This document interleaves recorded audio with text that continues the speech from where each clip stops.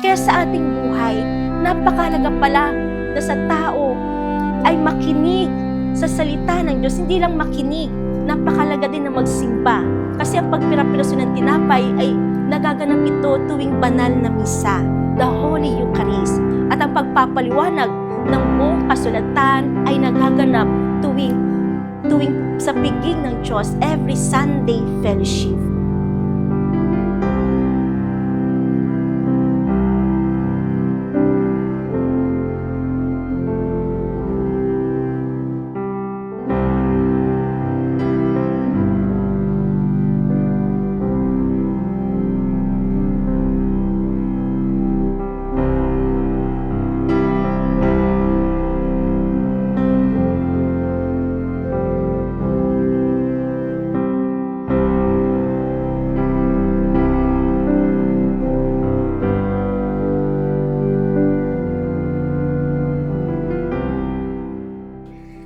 Halina pakinggan natin ang tinig ng Diyos upang tayo ay gumaling at magtagumpay sa buhay.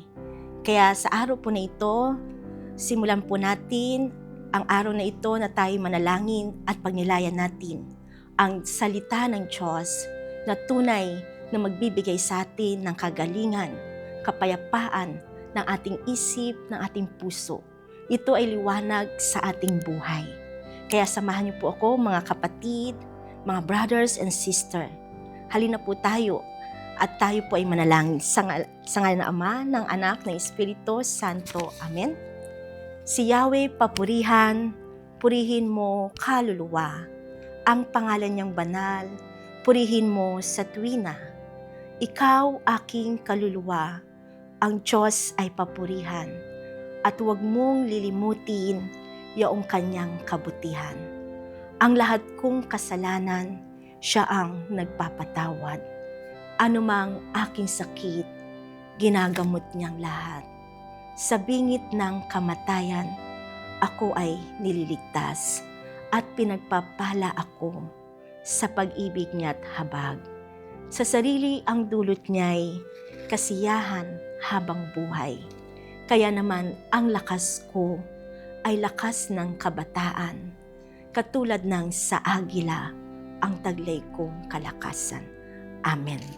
In the name of the Father, and the Son, the Holy Spirit. Amen. Mga kapatid, mga brothers and sister, ako po ang inyong lingkod, Sister Annalyn Bondok, at ako po ay natutuwa at nagagalak and feel so blessed kasi ito po yung kauna-unahang pong programa na dito sa ating Emmanuel TV Network. Maraming salamat sa Diyos at ginamit niya ang mga staff at si Direk at ang lahat ng nangangasiwa dito upang tayo po ay magnilay ng salita ng Diyos. Kasi napakahalaga po nito sa ating buhay. Bago tayo magsimula sa buhay, sa trabaho, sa ating pagpasok, o anuman ang ating mga katayuan, nag-aaral man tayo, nagtatrabaho, o nagtitinda, nawa unahin natin magdasal at pagnilayan ang salita ng Diyos upang magkaroon tayo ng talino na magbibigay sa atin, magtuturo sa atin upang malaman natin ang tama at dapat nating gawin. Kaya nga mga kapatid, sa ating buhay, paano natin sinusukat ang karunungan ng isang tao? Saan natin nakukuha ang pinakamataas na karunungan? Mga kapatid, napakahalaga na malaman natin na ang salita ng Diyos ang pinakamataas na karunungan. Dahil sabi nga sa atin ng Diyos dito, babasahin ko lang po. Ang sabi ng Diyos, ang karunungan ay nagmumula sa salita ng Diyos sa kataas-taasang langit at ang kanyang mga aral ay batas na walang hanggan. At mula sa Panginoon ang lahat ng karunungan at iyan ay taglay niya magpakailanman. Ibig sabihin mga kapatid na sa ating buhay, kahit gaano pa ang ating tinapos, bachelor degree, doctorate degree, pero kung hindi natin pakikinggan, paniniwalaan ang salita ng Diyos, tayo pa rin ay magiging mangmang at hangal. Kasi ang pinakamataas na karunungan ay nasa salita ng Diyos. Kasi ang salita ng Diyos ay liwanag sa buhay. Ang salita ng Diyos ay espiritu at buhay. At sabi nga ng Diyos sa atin, sinabi ni Lord, kapag ang tao ay hindi naniwala sa mga sinasabi ng propeta, anong tawag ng Diyos dito? Ang sabi niya, napakahangal ninyo, bakit hindi niyo mapaniwalaan ang mga sinasabi ng propeta? Kaya ang ginawa ng Panginoong Jesucristo, pinaliwanag niya ang buong kasulatan mula kay Moises hanggang sa kanyang sarili. At dito pinagpirapiraso niya ang tinapay at nabuksan ng kanilang mata at nakita at nakilala nila ang Panginoong Jesucristo. Amen? Kaya ibig sabihin mga kapatid, sa panahon ng Panginoong Jesucristo, maging ang mga alagad ni Jesus, minsan nag-aalinlangan sila. Pero nung nabuksan ng kanilang mata, paano nabuksan ng kanilang mga mata? Dahil nakinig sila sa paliwanag ng Panginoong Jesucristo. Pinaliwanag niya ang buong kasulatan mula kay Moises hanggang sa kanyang sarili. At ano nangyari? Pinagpirapiraso niya ang tinapay. Kaya sa ating buhay, napakahalaga pala na sa tao ay makinig sa salita ng Diyos. Hindi lang makinig, napakahalaga din na magsimba. Kasi ang pagpirapiraso ng tinapay ay nagaganap ito tuwing banal na misa, the Holy Eucharist. At ang pagpapaliwanag ng buong kasulatan ay nagaganap tuwing sa piging ng Diyos, every Sunday fellowship.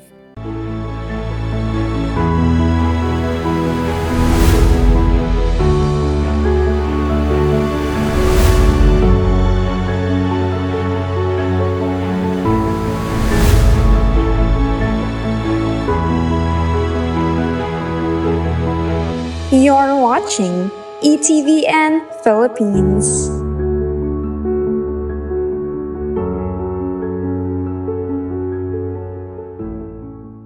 Amen? Kaya nga sa buhay natin, kung nakikita natin na mahalaga magtrabaho, mahalaga mag-ipon, o mag-overtime, higit na makita natin na ibigay natin ang oras panahon sa Diyos. Isang araw lang naman ang hinihingi ng Diyos. Anong araw po yun? Sa atin bilang Katoliko, yun ay araw ng linggo, araw ng pamamahinga. Kasi sinabi ng Diyos, ipangiling nyo ang araw ng pamamahinga. Kung susundin nyo yun, tuparin, pagpapalain ko kayo, uunlad ang iyong buhay at mamumuhay kayo ng panatag. At hindi ko sisirain ang aking tipan sa inyo. Mga kapatid, sa ating buhay, napakahalaga pala na sundin natin at pakinggan at paniwalaan ang salita ng Diyos upang nasa ganon ang pagpapala ng Diyos ay bumuhos sa ating buhay. Maraming tao, binabaliwala nila ang araw ng linggo, ang araw ng pamamahinga. Kaya marami, hindi nila, ang kanilang mga mata, hindi nila nakikita ang tunay na mahalaga. Ano po yung tunay na mahalaga? Ang makita at makilala ang Panginoong Jesucristo. Hindi lang makilala, kundi kilalanin natin ang Panginoong Jesucristo bilang Diyos, Hari at tagapagligtas ng ating buhay.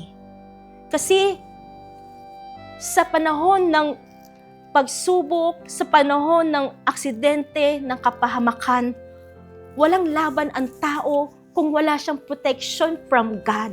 Kailangan natin ng divine shield, ng protection na mula sa Diyos. At ano po yung divine shield na to? Yung panangga laban sa masama.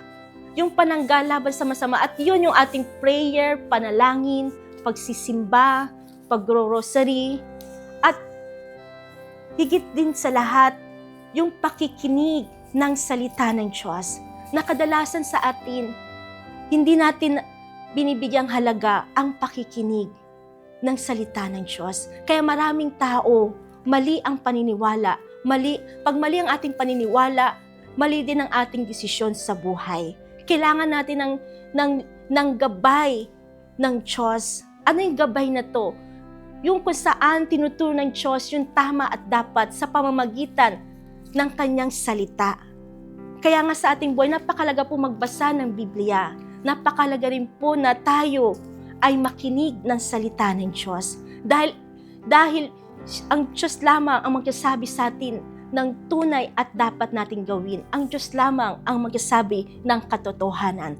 Dahil sabi nga ng Diyos sa atin, ako ang daan, ang katotohanan at ang buhay.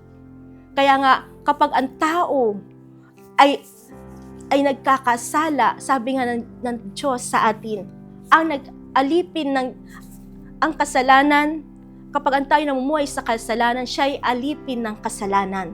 Upang tayo mamuhay, maging malaya tayo sa ating kasalanan, kailangan natin tanggapin ang katotohanan. Ano pong katotohanan ito? At yun ay tanggapin natin ang aral at tuntunin ng Diyos.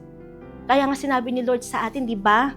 Ang sabi niya sa atin, bakit hindi ninyo mapaniwalaan ang aking sinasabi? Sapagkat hindi nyo matanggap ang aking aral. Dahil kung anong gusto nyo, iyon ang yung ginagawa. Kaya nga sabi ng Diyos, Diablo ang iyong ama.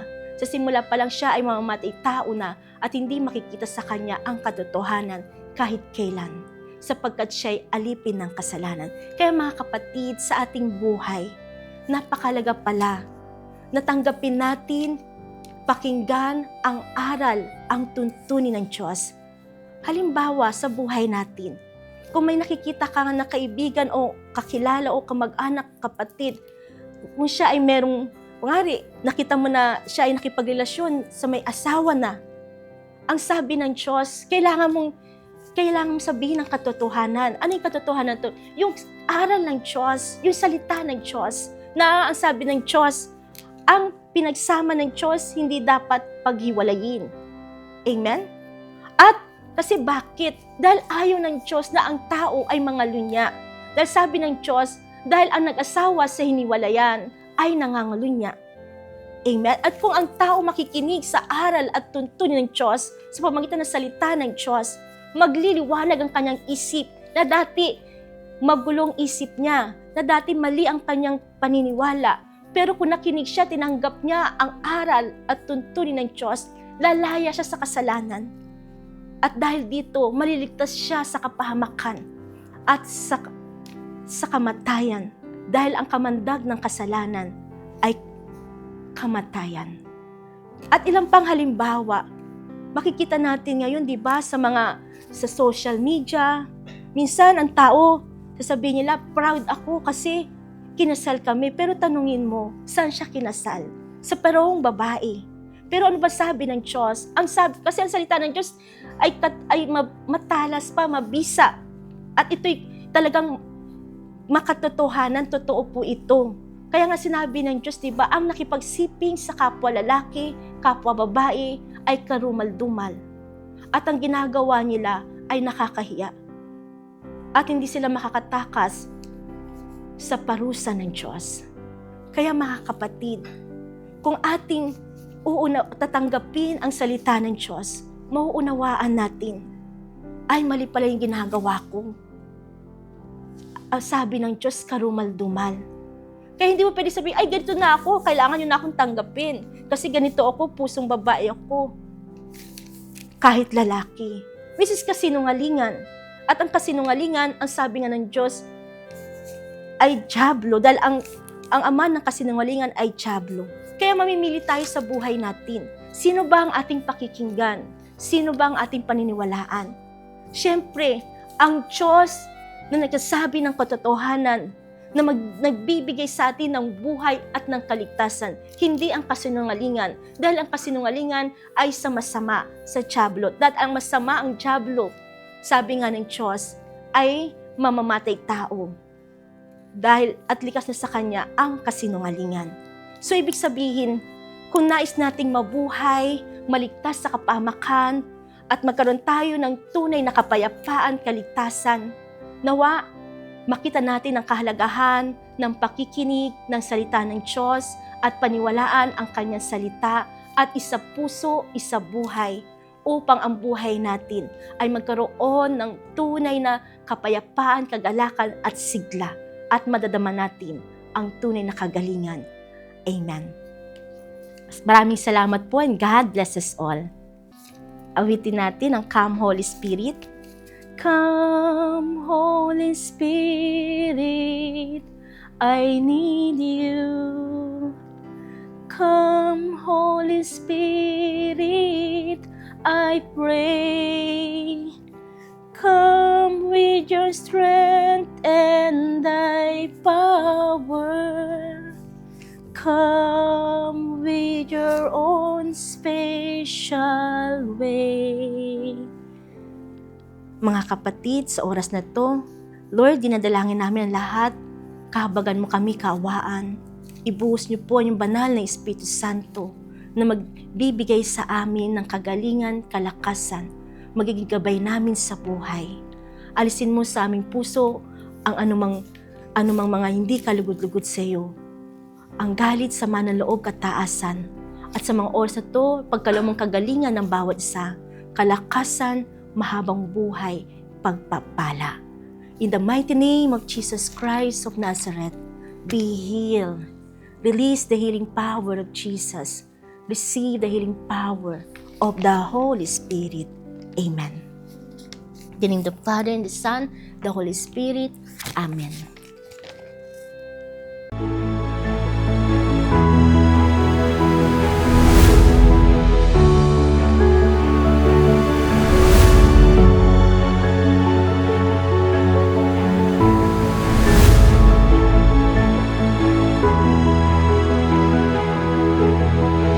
You're watching ETVN Philippines.